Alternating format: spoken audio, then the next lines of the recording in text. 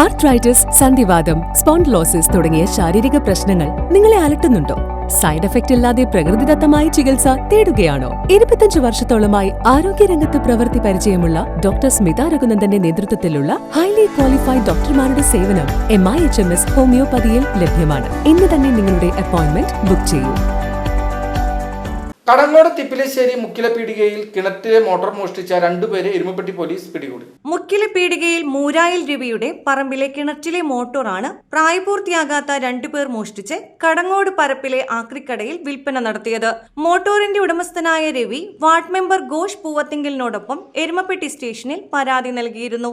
മറ്റൊരു കേസിന്റെ ഭാഗമായി കടങ്ങോട് പരപ്പിലുള്ള ആക്രിക്കടയുടെ മുന്നിലൂടെ പോവുകയായിരുന്ന എരുമപ്പെട്ടി SI ജോണിയുടെ ശ്രദ്ധയിൽ motor പെടുകയായിരുന്നു.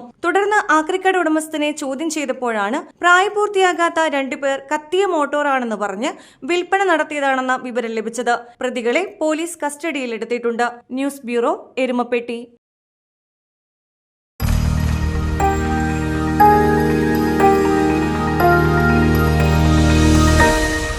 You are watching VCV News.